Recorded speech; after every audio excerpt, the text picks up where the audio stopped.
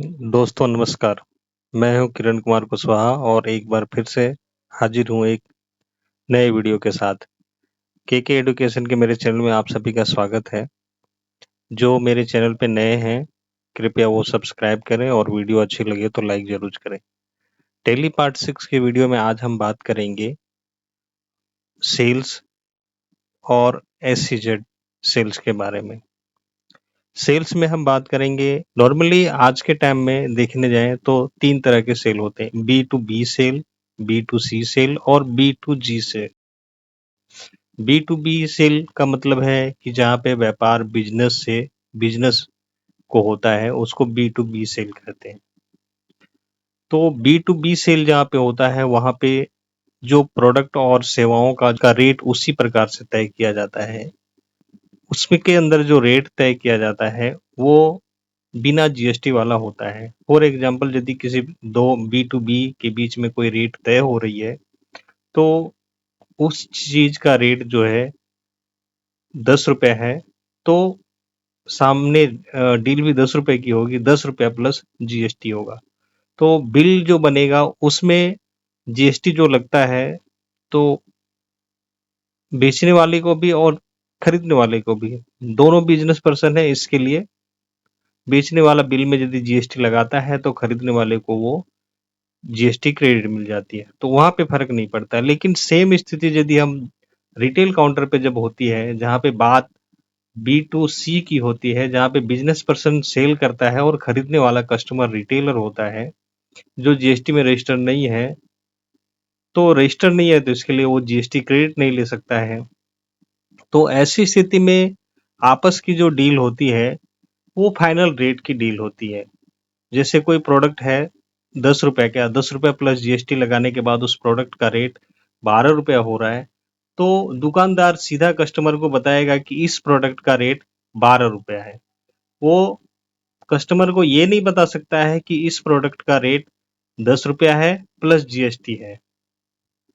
तो आज के वीडियो में हम वही देखेंगे कि टैली में हम ऐसा बिल कैसे बनाएंगे जहाँ पे हम रिटेल काउंटर पे या डायरेक्ट कस्टमर से डील करते हैं, तो उस हिसाब से यदि जैसे बात होती है तो मान लीजिए फॉर एग्जांपल यदि हम सीधा बात करते हैं, 12 रुपये हमने कस्टमर से बात कर ली, तो यदि हम बिल बनाने बैठेंगे तो 12 रुपये का टैक्सेबल वैल्यू क्या होगा वो निकालने बैठेंगे, फिर उसके ऊपर जीएसटी रेट के हिसाब से एस जीएसटी सी जीएसटी क्या लगेगा, तो उसमें बहुत समय कंज्यूमिंग जाता है और वो परफेक्ट नहीं होता है।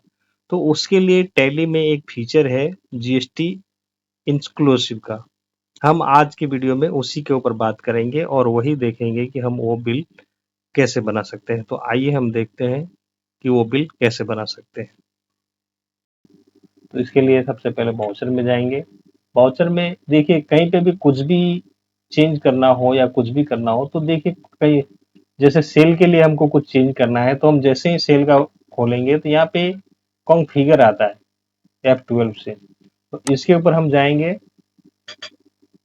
और यहाँ पे ये देखिए टैक्स डिटेल में provide rate inclusive of tax for stock item, तो हम ये अभी नो किया हुआ है, हम इसको यस करेंगे।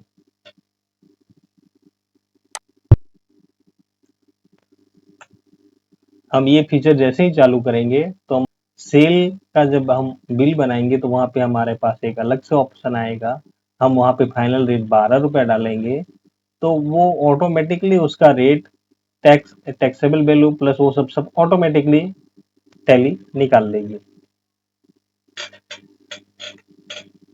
ये हमने यहाँ से चालू किया। अभी देखिए जैसे हमने वहां पे चालू किया ये एक नया कॉलम यहाँ पे आ गया। तो इसका इसका क्या उपयोग है, कैसे हम अभी आपको समझाते हैं।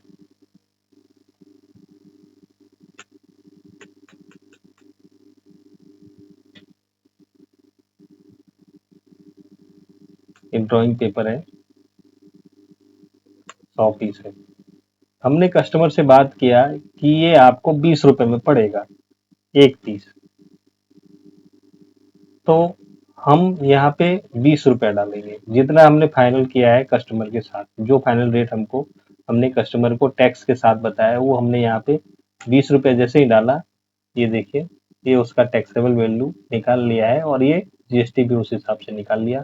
फाइनल रेट 100 × 20 के हिसाब से ये यहाँ पे 2000 रुपया आ रहा है। अब हम इसको राउंड ऑफ करके ये देखिए, तो इसको बोलते हैं इंक्लूडिंग ऑफ टैक्स रेट। दोस्तों अब हम बात करेंगे SEZ सेल के बारे में। SEZ सेल के बारे में बात करने से पहले थोड़ा हमें SEZ क्या है वो भी समझना पड़ेगा। SEZ क्या है? केंद्र सरकार के द्वारा पूरे देश में कुछ स्पेशल जगहों पे, कुछ विशेष जगहों पे कुछ एरिया नोटिफाइड की जाती है और जिसके ऊपर सरकार की कड़ी निगरानी रहती है। उस हिसाब से वो चारों तरफ से सरकार अपनी उस हिसाब से व्यवस्था रखती है और कस्टम डिपार्टमेंट का उसके ऊपर कड़ा पहरा रहता है। सरकार उसके अंदर सरकार का इस SEZ के सामने मेन मोटिव ये है कि देश का जो एक्सपोर्ट सेक्टर है उसको एक्सपोर्ट को बढ़ाया जाए, नौकरियां उत्पन्न की जाए। इसके लिए SEZ के अंदर रजिस्टर जो कंपनियां होती है उनको टैक्स में भी बहुत सारी छूट मिलती है। SEZ में मोस्टली जो बाहर से जो आते हैं जॉब वर्क के लिए, कुछ SEZ के अंदर जो भी कंपनियां रजिस्टर हैं वो बाहर से माल मंगा करके उसके ऊपर वैल्यू एडिशन का वर्क काम करके उसे वापस बाहर ही देश के बाहर ही बेचती है। तो इसकी वजह से उनको टैक्स में स्पेशल छूट मिलता है। जीएसटी के अंतर्गत भी उनको स्पेशल छूट मिलता है। तो आज हम उसी के बारे में बात करेंगे कि हम जीएसटी में यदि हम किसी SEZ में रजिस्टर कंपनी के साथ काम करते हैं तो हमें कहाँ-कहाँ, क्या-क्या चेंजेस करने पड़ेंगे, उनके साथ बिल बनाते हैं तो हमें क्या ध्यान में रखना पड़ेगा। सबसे पहले तो ये ध्यान रखना है कि SEZ के अंदर जो कंपनी रजिस्टर है, यदि हम उसके साथ व्यापार करते हैं तो एक आध बार होता है तो हमको टैक्स इनवॉइस ही उनको रेज करना है। लेकिन यदि आपको पता है कि इनके साथ हमारा कंटिन्यू व्यापार होने वाला है तो ऐसी स्थिति में आपको सरकार से LUT लेना पड़ेगा। LUT लेने के बाद क्या हो जाएगा कि उस कंपनी के साथ हम उस कंपनी के नाम से जो भी बिल इशू करेंगे उसमें हमको टैक्स नहीं लगाने का परमिशन मिल जाएगा। एक्चुअली क्या होता है, जैसे जीएसटी में यदि SEZ में रजिस्टर कंपनी है और उनको हम टैक्स इनवॉइस रेज करते हैं जिसके अंदर जीएसटी लगा हुआ है, तो बाद में हमने जो जीएसटी लगाया है बिल में वो पैसा सरकार को उन सामने वाली कंपनी को सरकार से वापस लेना रहता है। तो इसकी वजह से हम उनके साथ जो बिल वगैरह बनाते हैं उसमें टैक्स नहीं लगाते हैं। दूसरी एक बात ध्यान रखने वाली है कि यदि आपको टैक्स इनवॉइस रेज करना ही है तो सेम स्टेट में भी यदि रजिस्टर है, सेम शहर में भी है दोनों कंपनियां, तब भी आपको एक ध्यान रखना है कि SEZ के अंदर जो रजिस्टर कंपनी है कि उसके ऊपर IGST ही लगेगा, SGST और CGST कभी भी नहीं लगेगा। तो आइए देखते हैं हम SEZ कंपनी का बिल वगैरह कैसे बनाएंगे टैली में। साथ में हम ये भी देखेंगे कि हमको नई सीरीज कैसे जनरेट करनी है। टैली में क्या है, कभी भी आपको नई सीरीज जनरेट करने की आवश्यकता पड़ सकती है सेल की, तो वो भी हम साथ में देखेंगे। तो आइए देखते हैं ये SEZ सेल हम कैसे टैली के अंदर कंटिन्यू कर। दोस्तों LUT चालू करने के लिए सबसे पहले हम ये कंपनी में जाएंगे। कंपनी में जाने के बाद F11 का फीचर दबाएंगे तो फीचर्स का ऑप्शन खुलेगा। फीचर्स का ऑप्शन खुलने के बाद GST में जाना है। जैसे हम यहाँ पे करेंगे तो ये देखिए एडिशनल फीचर्स में यहाँ पे प्रोवाइड LUT बॉन्ड डिटेल मांग रहा है। तो यदि हम वो बिजनेस कर रहे हैं तो हम यहाँ पे LUT बॉन्ड नंबर डालेंगे और ये एक साल के लिए मिलता है, तो कब से कब तक वैलिड है वो डालेंगे। ये एक्नॉलेजमेंट नंबर आता है।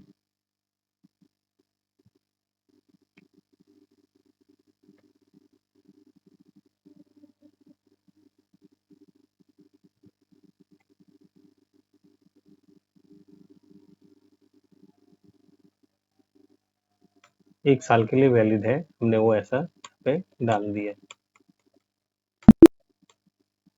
अभी ये हो गया। अभी हमको सेल के लिए, इसके लिए एक अलग से लेजर बनाना पड़ेगा सेल का। तो सेल का लेजर बना लेते हैं। ये देखिए, सबसे पहले सेल का हम लेजर बनाते हैं। क्रिएट में जाएंगे, लेजर में जाएंगे, SEZ sales account, sales account में आएगा। इधर कुछ नहीं करना है, यहाँ पे हमको इधर कुछ नहीं बनना है। यहाँ पे हमको जा करके ये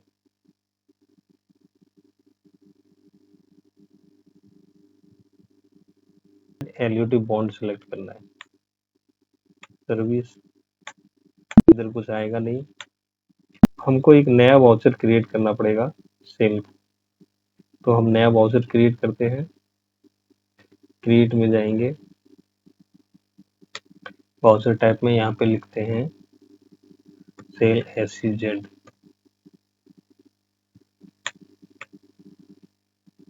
ये सेल में आएगा, ये ऐसे ही रहेगा। नंबर ऑटोमेटिक आएगा। यूज एडवांस, यहाँ पे हमको सीरीज बनानी है, तो ये इधर ऐसा ही रहेगा, ये यहाँ पे भी ऐसा ही रहेगा। यहाँ पे हमको ये डालना है प्लस 2324, फिर ये LUT लिख सकते हैं या SEZ लिखते हैं ताकि अपने को याद रहे।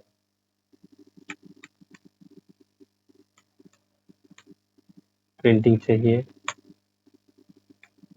Default bank, State Bank of India. Default title पूछ रहा है तो tax invoice, State Bank of India Surat. यहाँ पे भी लिखते हैं SEZ सेल। यहाँ पे एंड ऑफ लिस्ट आएगा, इधर सेल्स आएगा, अनरिजर्व्ड आएगा। कैश सेल इसमें होगा नहीं। अब यहाँ पे हमको ये वाला लेजर सेलेक्ट करना है, और यहाँ पे SEZ में हम जब भी सेल करते हैं तो टैक्स उसके ऊपर लगेगा नहीं। तो इसके लिए अपने को केवल यहाँ पे राउंड ऑफ का वो लगाना है।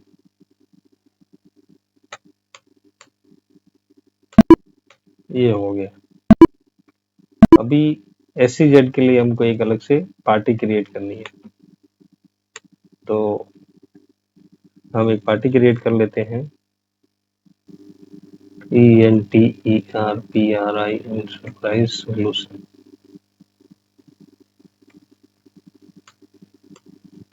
सन्ड्री डिबिटर्स है, बिलबावीज,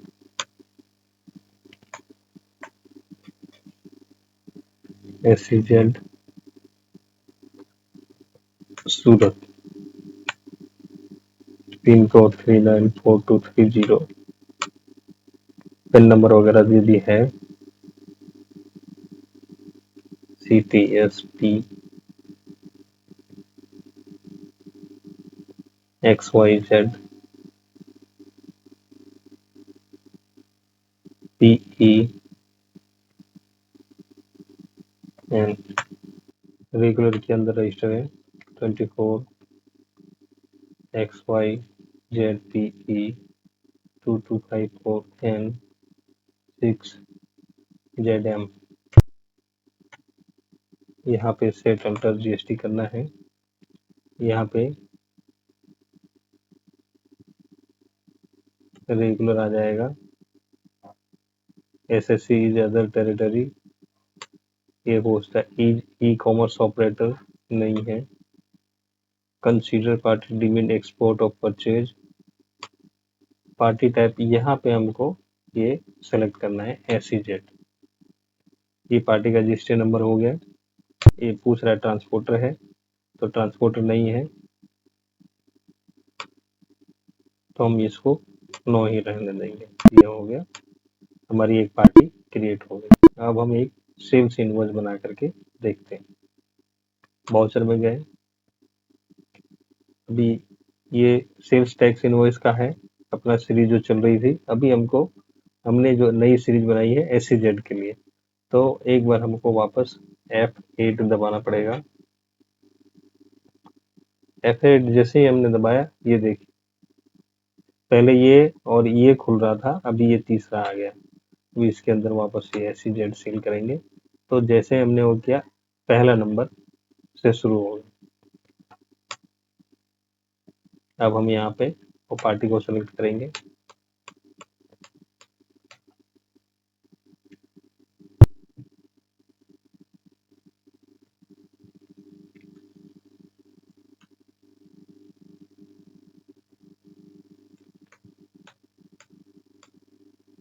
ये राउंड अप आएगा तो राउंड अप में करेंगे, नहीं है तो नहीं करेंगे।